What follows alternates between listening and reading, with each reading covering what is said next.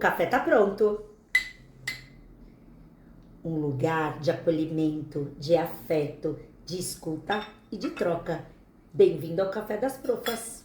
Eu sou a Lu. Eu sou a Sil. Eu sou a Rose. No nosso último encontro, a gente falou sobre imaginação e sobre como dava para guiar essa imaginação e aos pouquinhos limitar momentos, né? Que tem que ter a realidade, tem que ter o imaginário e como a gente convive no mundo real. E como, quando a gente vai falar para a criança, olha, agora não dá para você ser a princesa, nem toda criança aceita bem esse limite, essa definição, e nem sempre o não do adulto é bem-vindo, né? Que a criança ela pode ter uma postura de desafio, de birra, de gritos, e é um pouco do que a gente vai falar no nosso papo de hoje. Sim, sem dúvida.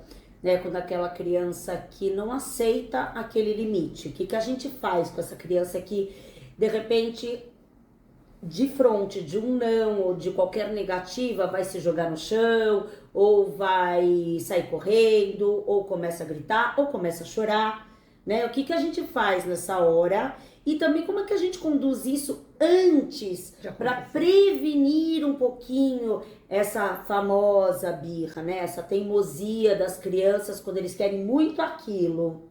E no adolescente não é dessa forma, né? No adolescente já é o desafio, porque ele está numa fase em que ele está se autoafirmando, ele está descobrindo quem ele é. Os hormônios estão a todo vapor, então é mais difícil para ele. Ele está formando a personalidade, o caráter, então a cobrança é maior para ele também, é difícil para ele lidar. Sim, por isso que ele acaba desafiando os pais, são comportamentos às vezes pouco agressivos, de bater porta, sair correndo, deixar o pai falando sozinho, a mãe, né?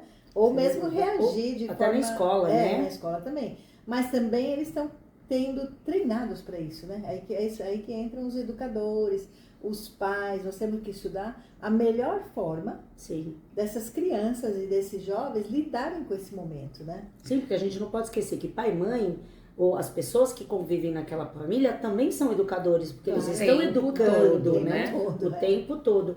Porque diferente das crianças pequenas, muitas vezes elas não têm uma compreensão total daquela situação e aí surge a teimosia, né? A criança tá formando ainda, até geneticamente. Essa criança, ela tá sendo, o cérebro dela tá começando a se desenvolver, né? Então aquilo não tá bem fechadinho, diferente de um adolescente, óbvio que a gente sabe que até 21, 22 anos a criança também, o adolescente está se formando, mas os pequenininhos, eles estão no começo, então muitas vezes eles não sabem lidar com aquela situação. Então o que ele vai fazer? Ele vai usar os recursos que ele tem.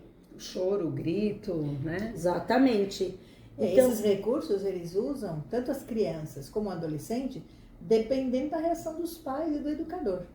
Porque a criança sabe, assim, onde ela pode afetar o outro. Ela sabe disso. Ela tem essa, apesar de não saber lidar com a situação, ela tem esse feeling de falar, se eu fizer aquilo, eu sei que eu vou ser podada. Vai provocar. Ela tem o feeling da provocação. Ou eu vou ter a birra com a mamãe, com o papai não. Conseguir o que eu ou eu vou ter a birra aqui com essa professora, com aquela não. Ou vou ter um momento que eu me jogo.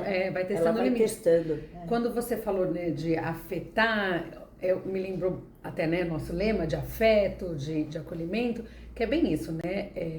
A criança, para ter uma situação extrema de grito, se jogar no chão e não quero agora, ela foi afetada por algo, né? Então, assim, algo que transbordou ali, algo que é o limite, de repente não é o não, não, agora você não vai ver televisão, a gente vai sentar para comer, mas tem muita coisa por trás, né? Ela pode estar cansada, ela pode estar com sono, ela pode estar irritada, ela não sabe se expressar direito, então aquele não foi a gota d'água que transbordou.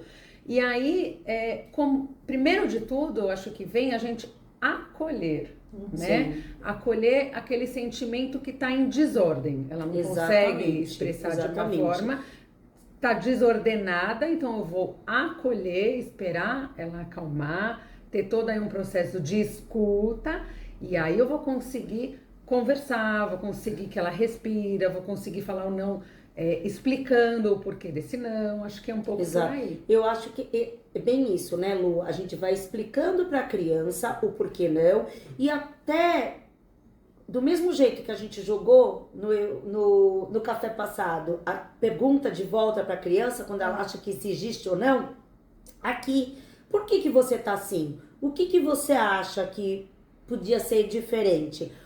Tem coisas que vai dar para falar para a criança, tem coisas que não, e a gente vai explicar o porquê. Olha, isso não dá para ser feito agora, a gente não pode ir pro parque agora, porque agora nós temos esse e essa proposta para fazer. Mas a gente pode combinar para ir depois. E aí a gente vai dando alguns... Olha, a gente pode ver o horário, né? Você quer que eu marco para você o horário que nós vamos? Você quer que a gente pode pôr um despertador para tocar no horário certo que a gente vai? Criar estratégias, né? Exato. Não que assim, o cansaço, isso é uma coisa até que... O cansaço, o sono, a fome, a gente sabe que crianças ficam muito mal-humoradas, né? Irritadas, né? Exatamente. Não é motivo para a criança, a gente não pode dar permissão, que a criança seja mal educada, que ela falte com respeito com alguém ou com algum outro amigo, uma criança. Que fica agressiva. Mas, exato, que ela fique agressiva, que ela se permita. Uma coisa que às vezes me incomoda muito é quando algumas pessoas, elas justificam o erro da criança dizendo que ela tá cansada, ou ela tá com fome, ou ela tá com sono. Não, vamos conversar. Você tá com fome? Né? Pode até tá. Mas você tá com fome? Tudo bem, mas você não pode jogar as coisas no chão por causa disso. Então a gente vai pontuando para as crianças e deixando claro esses limites. São limites importantes. Né? Os limites são muito importantes. Eu acho que assim... a frustração, e hoje em dia eu tenho visto muito isso. Eu não queria que ela ficasse chateada. Mas, gente, essa criança que hoje tem 2, 3, 4, 6, 7 anos, ela tem uma vida pela frente. E ela vai escutar muitas vezes que ela não pode fazer alguma coisa. Ou muitas vezes ela vai entrar numa situação onde ela vai desagradar uma outra pessoa. Essa criança vai um dia se tornar um profissional. Sim. E vai ter que saber lidar com tudo isso. E se a gente não for construindo isso calmamente, paulatinamente, né, pouquinho a pouquinho, o que acontece? Essa criança vai ter um choque de realidade muito grande lá na frente. Sim. E o não faz parte, né? O tempo todo. Ele ensina, o não ensina. Sim. Aquilo que até onde você pode ir, vai ensinar limite. Como que eu posso continuar fazendo coisas que não tá bom pro outro que está do meu lado. Exato. Eu tenho que entender que eu não posso avançar na vida do outro. Eu não posso ter comportamentos que atrapalhem o que aquela outra pessoa está fazendo. O professor está explicando, ele vai gritar na sala. Não. Isso de atrapalhar foi muito que o seu direito, isso é constitucional, né? Vamos pensar que isso, o seu direito termina onde do outro começa, né? Então a criança, ela tem o direito de estar irritada, ela tem o direito de estar chateada, ela tem o direito de estar com raiva. O sentimento, eu posso concordar com o sentimento, mas eu tenho que ensinar como eu lido com esse sentimento, né? Eu vou ser receptiva ao teu sentimento, eu vou acolher o que você está sentindo, mas eu vou te ajudar a ajustar esse sentimento de uma forma que você expresse melhor o que você está sentindo, né? E aí é muito da escuta. Às vezes, quando a criança está no meio de uma birra, eu posso estar ao lado, né? Me afastar um pouquinho, se ela está se jogando no chão, se debatendo, jogando cadeira. Tô aqui, tô perto. Eu vou cuidar para que ela não se machuque. Sim. Eu vou cuidar para ela não machuque o outro. Mas, de repente, eu não consigo, naquele momento, falar com ela, porque ela não vai estar nem me ouvindo. Ela vai estar gritando num volume tal que ela não vai escutar eu falando, né? Então, eu tenho que esperar um pouquinho.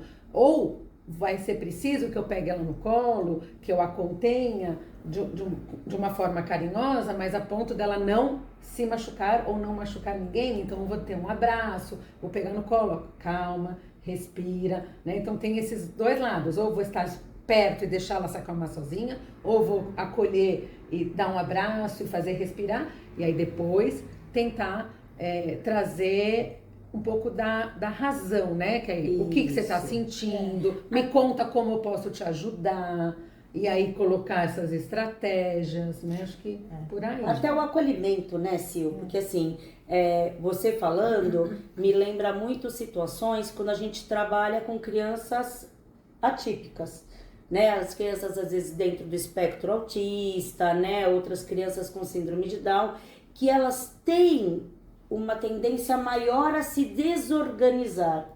E aí elas precisam ser acolhidas, né? Sim. Porque muitas vezes elas acabam batendo cabeça, acabam se descontrolando de uma maneira, e esse acolhimento, esse corpo no corpo, isso vai dar o contorno muitas vezes que ela precisa para se organizar. E mesmo as crianças típicas, muitas vezes ela precisa também desse contorno, porque do mesmo jeito que a gente falou que o não é importante, por quê? Porque ele dá segurança. Se eu falar, não, filho, você não vai tomar o seu leite porque ainda está muito quente, né?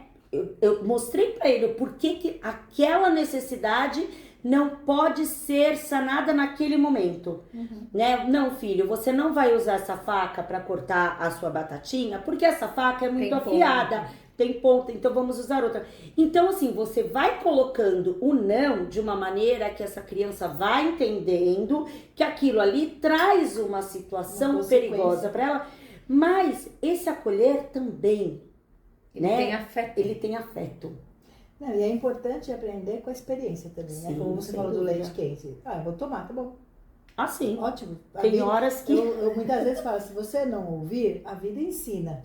É melhor ouvir o que eu tô falando, porque se a vida te ensinar, vai ser mais difícil. Ou seja, o cortar com a faca, quer dizer, não, vou fazer do meu jeito, não tem isso? Tem. E assim, e outra coisa que eu acho importante é a repetição da birra, por exemplo, na escola principalmente, né, com os pequenininhos. Essa birra, às vezes, se ela se tornar muito repetida, deve ter uma razão emocional por trás disso, né? Ou aí cabe a conversar... gente entender o porquê será conversar com os pais, o que está acontecendo. Então, assim, não adianta só chamar a atenção da criança. Não. Você pode dar até o afeto naquele momento, mas eu não sei até que ponto isso vai resolver só. É claro que é uma estratégia, com certeza. Mas a gente tem que ir um pouco mais a fundo, né? Que a questão da birra e do desafio do adolescente, ela tem coisas por trás. E a frustração, eu acho muito importante, porque sem se frustrar, a pessoa não vai para frente. E a frustração, muitas vezes, os pais não querem frustrar, a gente pensa 10 vezes antes de falar um não, ou não deixar, o meu filho acho que não vai gostar de mim por causa disso. Imagina. É o amor, sabe aquela coisa? E a gente não pode ter essa dúvida, porque a gente está treinando um ser humano para a vida. É verdade. Então, assim, dói no coração, às vezes você dá uma bronca, falar. Mas você sabe que é uma orientação. Com certeza. Aí eu me coloco como mãe. Eu falava que cada vez que eu tinha que ser mais incisiva, ou neste não, ou... eu sentia dor nos braços, né? Eu sentia literalmente... Até hoje, dependendo da situação em sala de aula, você precisa de uma firmeza que isso vem pro nosso corpo, né? Mas você sabe que assim... aquilo é o melhor para a criança naquele momento. E eu concordo com você, Sil, quando a gente tem que investigar. E muitas vezes, assim, às vezes os pais levam um susto, né? Que a gente pede para chamar e a gente pergunta, como é que tá o sono? Alguma coisa mudou em casa? E às vezes sim, né? Às vezes aconteceu alguma coisa, às vezes o papai tá num trabalho que ele tá mais exacerbado, ele tá com muito trabalho, ele tá sem paciência e juntou com um período que a mamãe também... Então essa criança, ela percebe, ela sente essa energia da casa e traz isso. Ausência, sim. Mas aquilo, né? A gente volta. Como é que a gente faz isso? Tem que escutar essa criança. Né? Escutar, tentar entender o que está acontecendo. E com os adolescentes é a mesma coisa. Eu vejo em aula, que eu dou aula de redação, português, eles sempre contam alguma coisa. E como? O momento de falar, tudo. Eu acho muito bom, porque às vezes os pais chegam pra mim e falam, nossa, você mudou a vida do meu filho. O que você falou pra ele? Sabe assim? E é gostoso, porque às vezes os pais, a criança não vai falar, o adolescente não vai falar com o pai. E de repente, pra você, ele solta. E eu gosto sempre de trabalhar com exemplo, as experiências que eu já tive. Porque eu acho que a experiência que a gente já teve é mais fácil de você passar para o outro, porque você está passando aquilo que você vivenciou. Ou tristeza, ou alegria. Ela é rica, né? Ele acredita quando você diz, eu fiz isso, eu passei por isso. Sim. E eu acho isso muito bom para ajudar nessa questão, tanto do desafio como da birra. A criança você não vai conseguir falar muito, né? Mas é comportamento, como você falou. Vou ficar assistindo porque não adianta. Se eu for lá, ele vai continuar batendo os pés. Eu vou tentar dar um tempo para ver se acalma, né? Assim, Dá tempo ao tempo, né? Dá o tempo ao tempo tempo, dele, ou eu vou estar pertinho acolhendo, né? Tem os dois momentos. Não tem uma receita, né? Não. Eu acho que tem o feeling do adulto de perceber, né? Se aquela criança vai deixar naquele momento eu me aproximar e acolher, ou se eu vou estar um pouquinho ao lado deixando ela se reorganizar. E às vezes a criança grita, daí eu vou...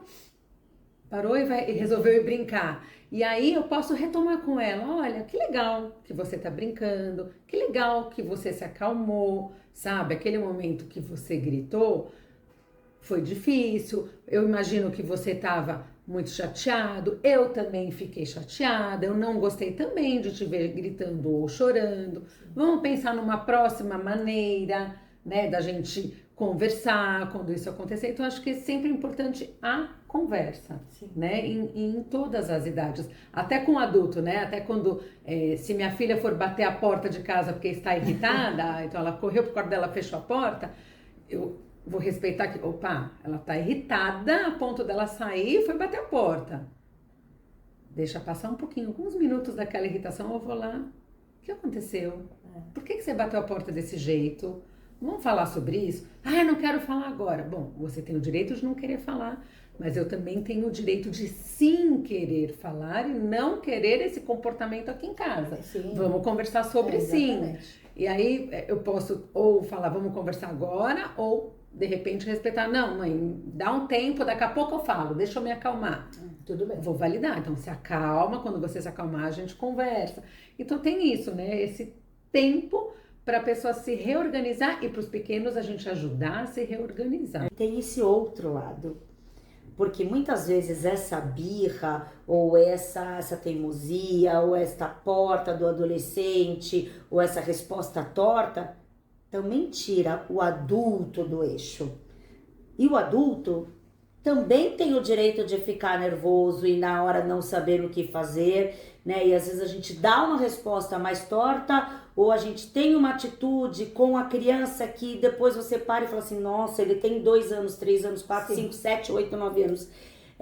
E talvez não tenha esse discernimento, mas é bem isso, né? Nós somos pessoas suscetíveis, né? Suscetíveis a emoções, né? Então que assim, também temos que nos desculpar e bom, tudo bem. E aí nessa hora, depois todo mundo mais calmo, filho, olha, mamãe também se exaltou. Não, o que você fez me deixou muito chateada e não tá certo. Aí de repente conversar e ver se vale ali também um pedido de desculpas ou um pedido de desculpas mútuo, né, filho, olha, isso não tá certo. Por exemplo, aí vai muito de cada casa. Na minha casa, por exemplo, se a minha filha bate a porta, eu vou lá na hora e falo pra ela, eu falo assim, você tem direito de estar nervosa, mas você não tem direito de faltar com o respeito.